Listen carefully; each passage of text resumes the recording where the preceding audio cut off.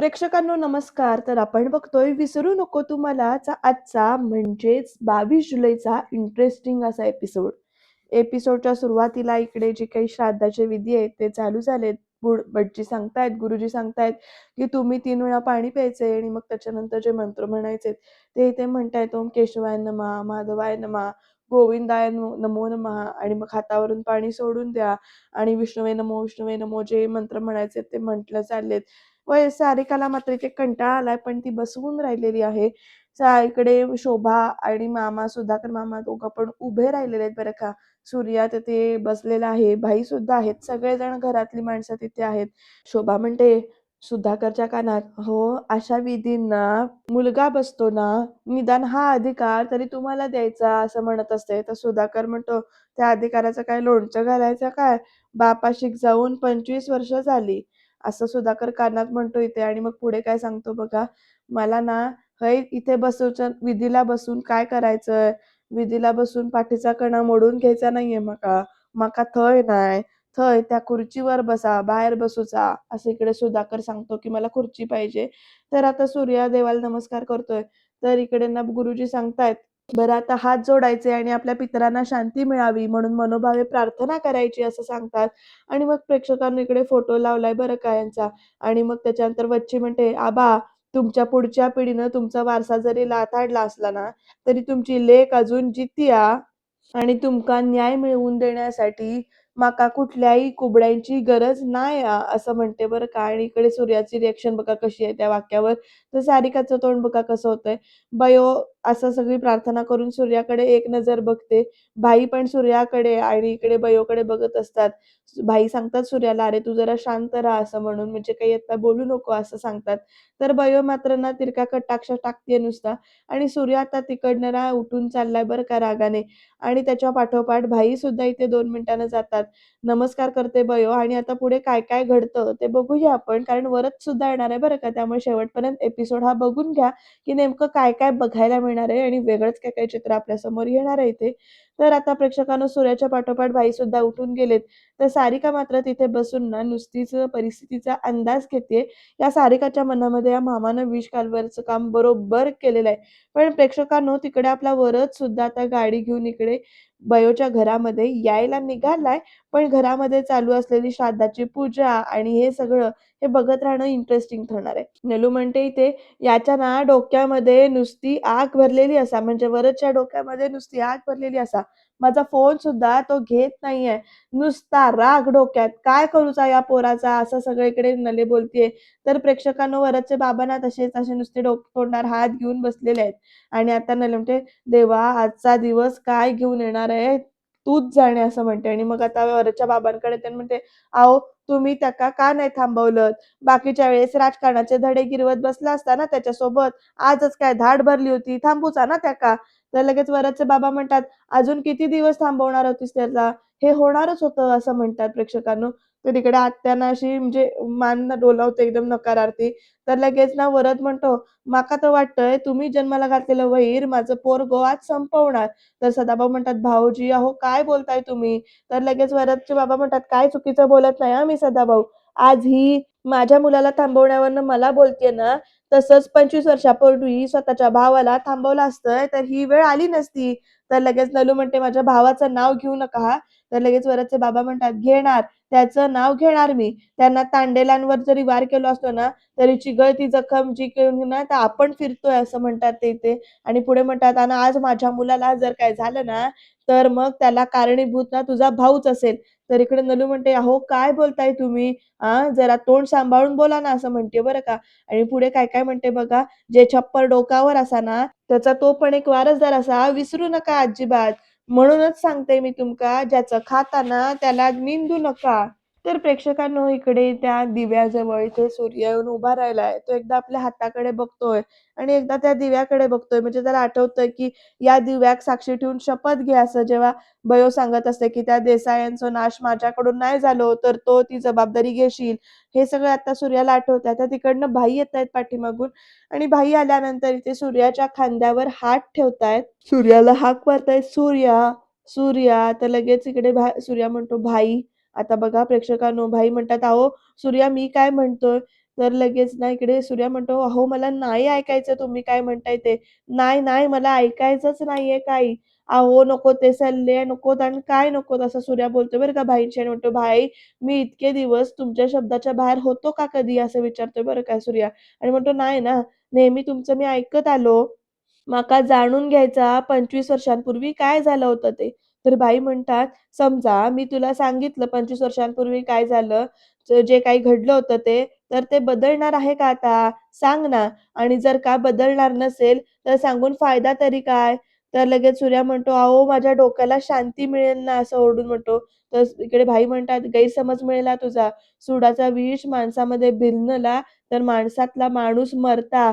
वच्छीचं बघ काय झालंय ते असे इकडे भाई समजावतात आणि म्हणतात, "सूर्या आत्तापर्यंत मी तुला मित्र म्हणून समजावत होतो. आज एक बाप म्हणून सांगतोय तुला तर माझं ऐक तू. तुझ्यापुढे अख्खं आयुष्य पडलेलं आहे. हे सुडाचं विष जे काही आहे ह्याच्यापासून लांब राहा तू. अरे काय नाही होणार त्यांनी.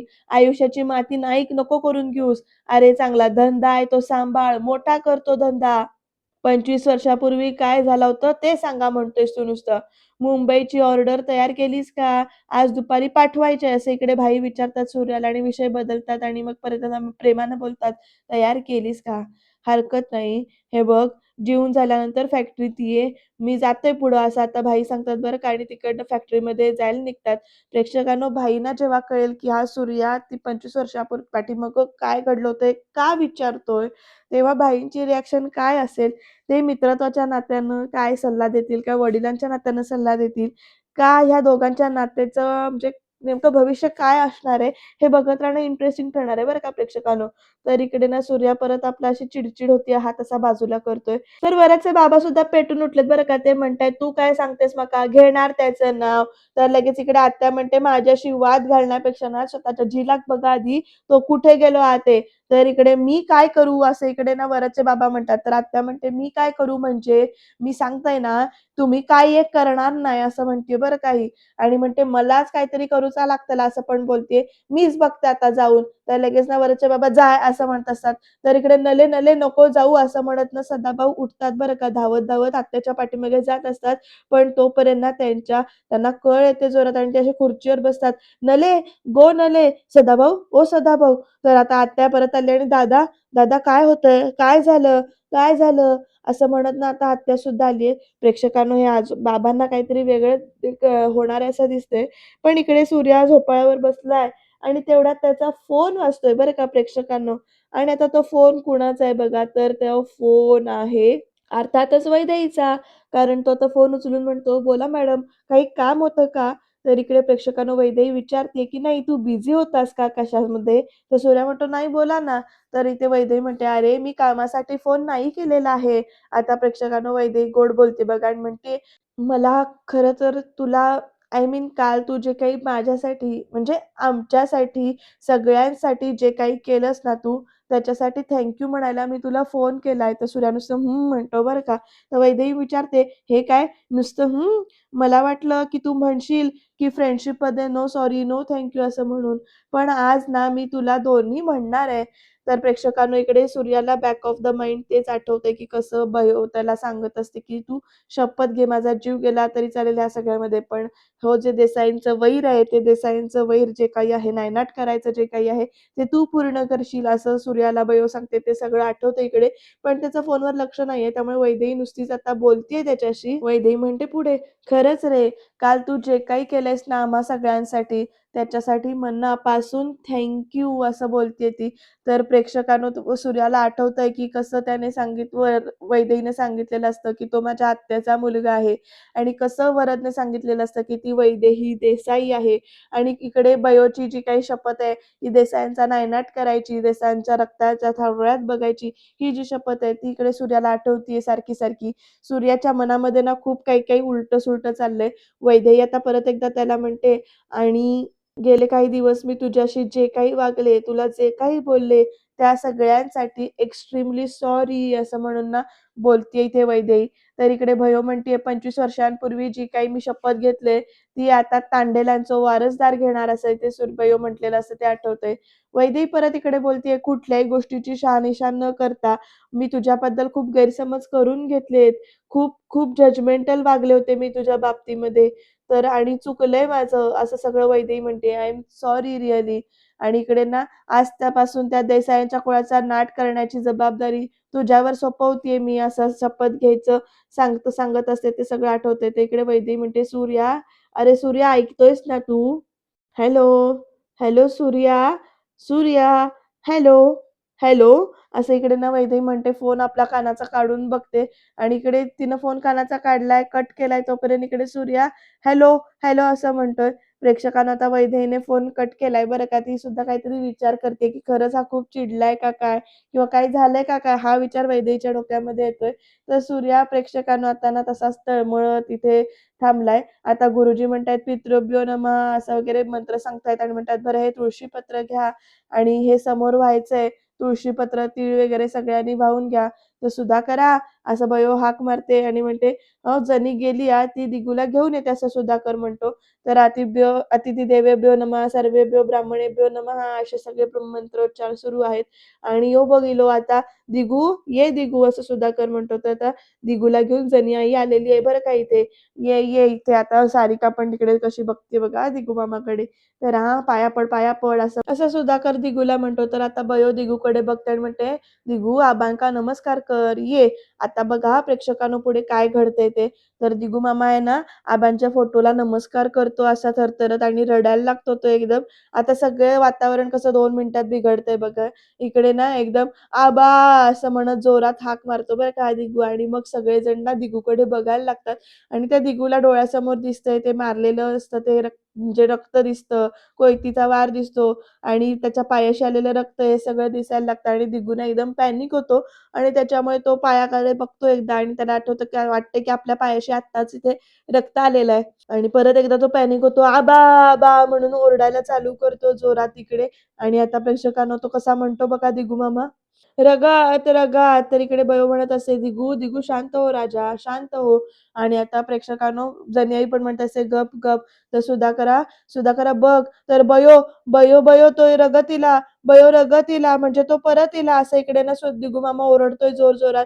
इकडे बयो म्हणत असते नुसती सुधाकर, "अरे बघ त्याला." तर आता सूर्य आलाय तिकडनं सुधाकर हालत नाही बरं का जास्ती आणि "चुप, चुप, काही नाही, काही नाही." असं जनी म्हणत असते.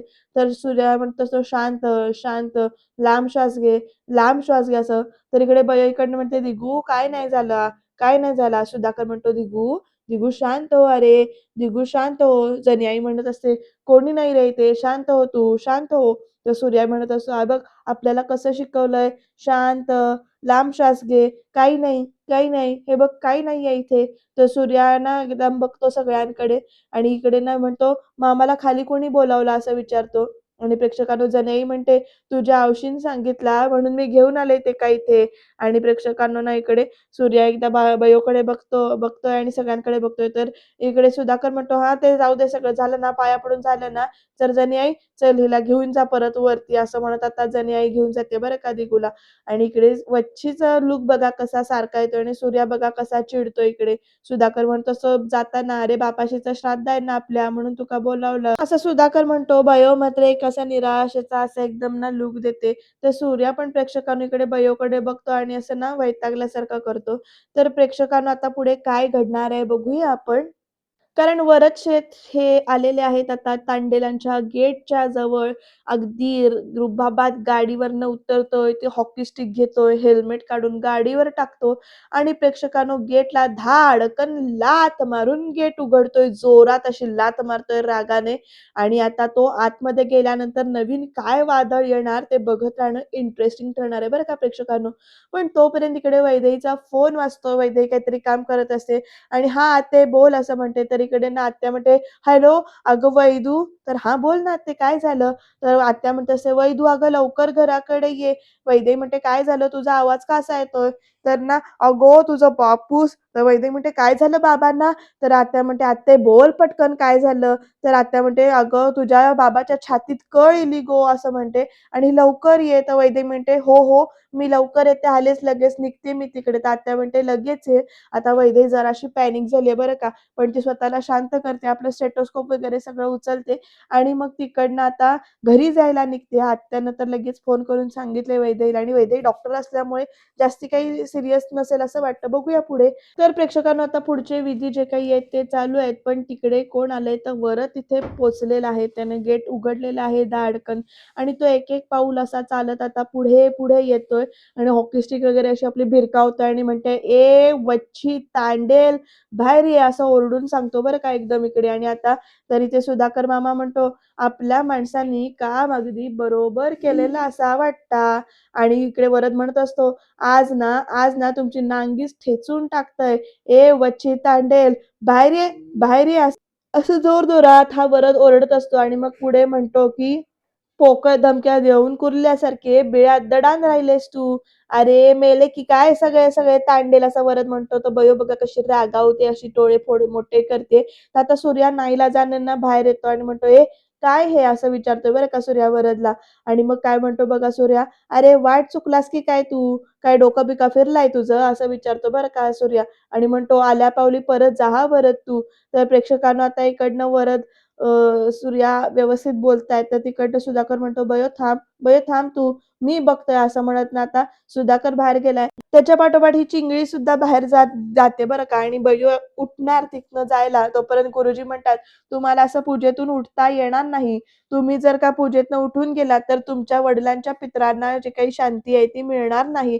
त्यामुळे आता बयोचा नाईलाज होतोय आणि त्यामुळे ती इथे ना अशी नमस्कार करून त्या फोटोसमोर बसलेली आहे. कारण गुरुजींनी तिला उठायची परमिशन इथे दिलेली नाहीये पूजा करताना. तर प्रेक्षकांनो सुधाकर बाहेर येऊन म्हणतोय, "का रे पावली वाढली का रे तुझी? का कुठल्या साहेबाने एक पत फेकून गळ्यात बांधलंय तुझ्या? सूर्या अरे बघितलंस काय? काय चाललंय ह्याचा ते?" असं इकडे सुधाकर ना मुद्दामून खेचत असतो. तर बयो इकडे बाकीची पूजा जी काही आहे ती करते. तर सुधाकर ना खरंच इकडे मुद्दामून ना आगीत तेल ओतायचं काम करतोय आणि म्हणतो, "ओ भावी आमदार, तुझ्यासारखी माणसं ना आम्ही अशी ना आमच्या घरामध्ये ना नारळ सोलायला ठेवतो रे, नारळ सोलायला ठेवतो कळला ना." तर इकडे सारिका मुद्दामून ना हसत असते भरपूर जोरात. आता वरद म्हणतो सुधाकरला, "ए म्हाताऱ्या, झेपेल तेवढाच बोलायचा. सूर्या जो काही प्रकार चाललाय तो बघतोय." वरद म्हणतो, "तुझ्यासारखा पोकळ धमक्या द्यायची ना सवय नाही आम्हाला." असं सगळीकडे वरद म्हणतोय. आता बयो ना बाहेर काय चालल्याचा अंदाज घेते बरं का आतनं नुसतं आणि तिचं निम्म लक्ष बाहेर आणि निम्म लक्ष आत आहे आणि बयो बरोबर इकडे शोभा थांबलेली आहे. तर इकडे वरद म्हणतो, "तुमच्या घरात घुसून तुला जमिनीवर लोळवायला आणि तुमची चरबी उतरवायला आलोय मी इकडे." वर आणि म्हणतो, "जा बायोला बोलव." असं म्हणत ना वरद सुधाकरला ढकलून देतो अक्षरशः. सूर्या अजून बघतोय, अजून पुढे आलेला नाहीये. तर चिंगळी म्हणते, "ए माझ्या मामाशीच्या अंगाला हात लावायची लायकी आहे का रे तुझी?" असं चिंगळी ओरडून विचारते इकडे. तर आता वरद ना हसतोय या चिंगळीकडे बघत. सूर्या पण जो काय प्रकार घडलाय तो बघतोय. वरद ना खूपच इथे हसायला लागलाय आणि म्हणतोय, "अरे, अरे, अरे, अरे, अरे, हे बघा, हे बघा, हे आहे तांडेलांचे मर्द." म्हणजे सूर्याला मुद्दामून चिथवायचा प्रयत्न करतोय वरद इथे आणि मग म्हणतो चिंगळीकडे बघत, की "बारक्या पोडीक पुढे करता तुम्ही? हे बघ, हे बघ, मी काय म्हणतोय ना, तुझ्याकडे ना एखादा ड्रेस असेल ना, तर तुझ्या भावाक दे हां." तर आता प्रेक्षकांनो सूर्या चिडलाय बरं का हे सगळं ऐकून आणि तो आता तिकडनं उतरून बाहेर येतोय. अगदी स्टाईलमध्ये बाहेर येतोय बरं का सूर्या उडी-बिडी मारून इथे. तर आता सूर्या खाली येतोय उतरून. तर सुधाकर मामा त्याला अडवायला जातोय म्हणतोय, "ए बच्चा, बच्चा." चिंगळी बघा कशी बघते या वरदकडे. तर आता सुधाकर म्हणतोय, "हे बघ, आज काय आहे?" असं विचारतोय बरं का आणि मग तेवढ्यात दिव्याकडे लक्ष जातं त्याचं. सुधाकर मुद्दामून लक्ष घालवतोय, की "दिव्याकडे बघ आज काय आहे?" त्यामुळे "तू शांत रह, शांत रह." असं सांगतो सूर्याला इथे सुधाकर. आणि मग प्रेक्षकांनो सुधाकर म्हणतो वरदकडे बघून, जा ना बाबा, निघ ना तू, चल ना." तर चिंगळी सुद्धा "जा, जा." असं म्हणते. तर लगेच वरद म्हणतो, "अरे आधी सांगायचं ना, आज्याचं कार्य आहे ना, माका सांगायचं आधी तुम्ही." सुरुवात ना दर्शनापासून करायला हवी असं सगळीकडे वरद बोलतोय बरं का. आणि मग काय करतो बघा हा वरद. वरद एकदम रागाने पुढे येतो, हॉकी स्टिक घेतो आणि ती हॉकी स्टिक त्या दिव्यावर मारणार. तेवढ्याच सूर्याने ते हॉकी स्टिकला की नाही अडवून धरलेला आहे आणि तो दिवा फोडायच्या इथे वाचवलेला आहे प्रेक्षकांनो इथे. पण बघा केवढी राग आहे या वरदच्या डोक्यात पण, आणि या सूर्यानं पण कसं ती धरून ठेवली हॉकी स्टिक. वाचवलाय तो दिवा अक्षरशः 2 सेकंदासाठी. जरा जरी चुकामुक झाली असती तरी सुद्धा ही हॉकी स्टिक त्या दिव्यावर पडली असती प्रेक्षकांनो. तर तोपर्यंत तिकडनं गुंड येतात सगळे ए करत ओरडत. आता ह्या गुंडांना बोलवलंय, माणसांना बोलवलंय इथे. सुधाकरने नजरेनं सगळी माणसं अशी उभी राहिलेली आहेत बरं का. हॉकी स्टिक काढून घेतली सूर्याने वरदच्या हातामधली आणि नाही म्हणून खुणेनच सांगतोय तो की नाही हे करायचं. आणि प्रेक्षकांनो इकडे ना सगळे गुंड, ती माणसं जी काही आहेत ती अशी आजूबाजूनं घेरून आलेली आहेत. आणि प्रेक्षकांनो ह्या सुधाकरच्या माणसांमध्ये ना आमच्या गावातल्या एका माणसाने काम केलेलं आहे. बघून बरं वाटलं यांना टीव्हीवरती. असो इकडे सूर्या म्हणतो, "आज माझ्या आज्याची पुण्यतिथी हा. मला इथे कुठलाही तमाशा नकोय," असं सगळं सांगतो सूर्या. आणि पुढे म्हणतो, "आपला जो काही हिशोब आहे ना, तो आपण बाहेर बघूया." आणि ते हॉकी स्टिक रागाने फेकून देतो. तर वरद म्हणतो, "काय झालं? देसायांची रग बघून तांडेलांचं सळसळतं रक्त पातळ झाला का?" असं सगळं ना इकडे वरद पण मुद्दामून चिथवून बोलतोय. आणि इकडे सूर्या म्हणतो, "तांडेलांच्या रक्ताची जेव्हा जेव्हा परीक्षा घेतलीयस ना तू, तेव्हा तेव्हा तू तोंडावर पडलायस वरद. तुझ्यातली रग काढायला माका 2 मिनिटं लागणार नाही हां, माहिती आहे ना तुला?" तर इकडे वरद म्हणतोय, "बघ उगीच तू वाद घालू नकोस." तर लगेच सूर्या पण डोक्यावर हात घेऊन असं काहीतरी जोरात चिडून म्हणतोय. दोघांची भांडणं चालू आहेत. तोपर्यंत प्रेक्षकांनो वैदेही इकडे ना फास्ट गाडी चालवत घरामध्ये पोहोचली. अक्षरशः धावत-धावत ती आत घरात जातीये. वरती रूममध्ये जातीये. पळतीयेच नुसती अक्षरशः ती. खूप गडबडीने आलेली आहे. नेमकं काय झालंय, नेमकी काय परिस्थिती आहे ते तिला माहिती नाहीये. तिकडे नलू म्हणत असते, "बघ तुका बरं वाटेल, तुका बरं वाटेल." तर लगेच ना वरदचे बाबा म्हणतात, "हे बघ वैदेही आली." तर वैदू, "बाबा, बाबा" असं म्हणत खाली बसते आणि "बाबा काय झालं तुम्हाला?" असं विचारते. तर इकडे "काय नाही, काय झालं माका काय नाही झालं." असं बाबा म्हणत असतात. तर लगेच इकडे आत्या म्हणते, "वैदू काय झालं बघ रे त्या का बघ ना त्याचे हात-पाय आहेत ना गार पडलेत. हॉस्पिटलमध्ये घेऊन जायचं का गं?" असं विचारते आत्या. तर वैदेही म्हणते, "थांब, थांब 2 मिनिटं." आणि आता ती पल्सेस वगैरे सगळं चेक करते. टेन्शनचंच वातावरण आहे इथे. वैदेही म्हणजे घड्याळ बघतीये, ठोके बघतीये, नाडी बघतीये. इथे जे काही तिचं परीक्षण करायचंय ते करते आणि ती म्हणते, "मी आलेच," असं म्हणत ना तिकडनं निघून जाते. तर इकडे "अगो खय चाललंस? कुठं चाललीस?" असं विचारते. "काय झालं?" आत्या विचारते. तर वरचे बाबा म्हणतात, "नले अगं तू जरा शांत रह." तर लगेच म्हणतात, "वैदू इलाय ना आता, तिला तिचं काम करू दे," असं वरचे बाबा समजावतात. तर "वैदू बघ बरं काय झालं." आता वैदेहीनं आतनं बीपी चेक करायचं मशीन जे काही आहे ते घेऊन आली आणि ती म्हणते, "बाबा हात द्या आता." बीपी चेक करण्यासाठी हातामध्ये ते मशीन घालतीये आणि आता प्रेक्षकांनो पुढे टेन्शनच आहे 2 मिनिटासाठी, की नेमकं काय झालं असेल बाबांना. कारण परवा सुद्धा त्यांना भोवळ आली होती उन्हात चालल्यामुळे असं त्यांनी सांगितलं होतं. तर इथे वैदेही म्हणते ते बीपीचं मशीन बघून आणि म्हणते, "बीपी लो झालंय त्यांचं आणि तुम्ही बाबा बीपीची गोळी घेतली होतीत का? असं कसं झालं?" तर लगेच ना इकडे अचानक डोळे फिरवले नाही आणि अंग टाकले नाही अचानक, असं वरचे बाबा म्हणतात बरं का. आणि वैदेही त्यांच्याकडे बघत राहते आणि म्हणतात, "तसे काय नलेनं चिमूटभर साखर दिलीये त्यांना, पण तुला काय कळवलेलं बरं म्हणून तुला फोन केला आम्ही." तर वैदेही परत एकदा म्हणते, "बीपीची गोळी घेतली नाहीत बाबा तुम्ही?" तर आता वैदेही ना बीपीची गोळी देते बाबांना. "हे घ्या," म्हणून गोळी हातामध्ये देते, पाणी प्यायला देते आणि बाबांना म्हणते, की "तुम्ही जरा शांत पडा इथे, शांत झोपा." असं सगळं इथे सांगतेय बरं का वैदेही. म्हणजे सध्या तरी बीपीच्या गोळीचं इथे कारण आहे, पण पुढे जाऊन डेंजर होऊ नये याच्यासाठी वैदेही नक्कीच काळजी घेईल, कारण ती स्वतः डॉक्टर आहेत. आणि आता वैदेही परत एकदा सांगते, "तुम्ही शांत पडून राहा. कसलाही विचार करू नका. तुम्ही शांत झोपा," असं म्हणून सांगते. "आणि बरं वाटेल तुम्हाला," असं धीर देते. "आराम करा तुम्ही," असं सांगते. तर वैदेहीचे बाबा पण ना म्हणजे झोपतात बरं का शांत इथे आराम करायला आडवे होतायत. प्रेक्षकांनो वैदेहीला जेव्हा कळेल, की हे एवढं सगळं इकडे मानसिक ताण आला होता त्यांना आणि मग त्याच्यानंतर ही सगळी परिस्थिती झाली तेव्हा वैदेही कशी रिॲक्ट करेल आणि जेव्हा तिला कळेल, की वरद सूर्याच्या घरी गेलाय, तेव्हा नेमकं काय होईल? तांडेलांचं आणि देसाईंचं वैराबद्दल वैदेहीला तरी कळेल का? का वैदेहीला सुद्धा आत्या सांगणार नाही? हे बघत राहणं इंटरेस्टिंग ठरणार आहे बरं का प्रेक्षकांनो.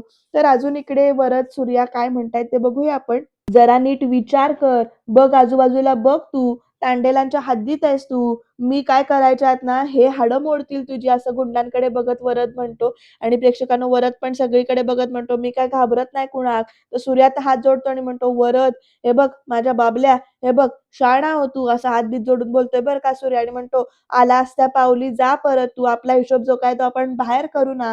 हे बघ हो बाहेर तू." असं इकडे सूर्या ना वरदला जरा कमी बाहेर काढत असतो. "नको ना, नको ना, चल बाहेर. हे बघ तो गेला, तो जाईल, तो सांगितलंय ना मी त्याला." असं म्हणत ना इकडे सूर्या वरदला अक्षरशः ढकलून देत असतो आणि सुधाकरला पण आत घेऊन जात असतो, की "तू जा इकडनं, त्याला जाऊ देत, आपण आत जाऊया." असं सगळं चाललंय. वरदला शांतपणे घालवून द्यायचं काम हा सूर्या बऱ्यापैकी करतोय.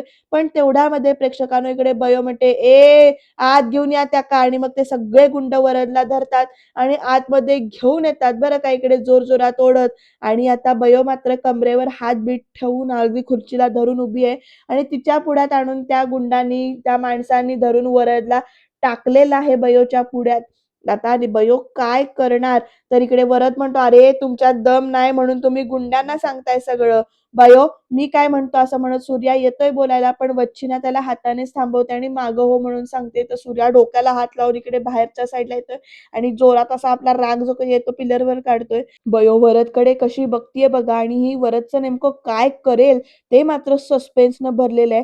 तर उद्याच्या भागामध्ये इकडे वैदेही म्हणते सूर्याला, "मुळात मी तुला सांगून ठेवते, की वरदला काहीही होता कामा नये. त्याला जर काही झालं ना, तर मी तुला सोडणार नाही." तर सूर्या म्हणतोय, "अहो मॅडम, हे बघा त्याला काही होणार नाही असं सांगतोय तरी सूर्या, पण उद्याच्या भागात इकडे बयो मात्र काहीतरी वेगळंच काहीतरी करणार आहे." आणि सूर्या बयोला म्हणतोय, की "मला हे पटत नाहीये. तुम्ही हे सगळं थांबवा." पण बयो त्याचं काही ऐकून घ्यायच्या मनस्थितीत नाहीये. पण सूर्या शेवटी एकच वाक्य असं बोलणार आहे, ज्याच्यामुळे बयोची इकडे बोलती बंद होणार आहे आणि ती सूर्याकडे आगतिकतेनं बघणार आहे. नेमकं काय घडणार ते जाणून घेऊया उद्याच्या भागात. त्याच्यासाठी चॅनलला सबस्क्राईब करा.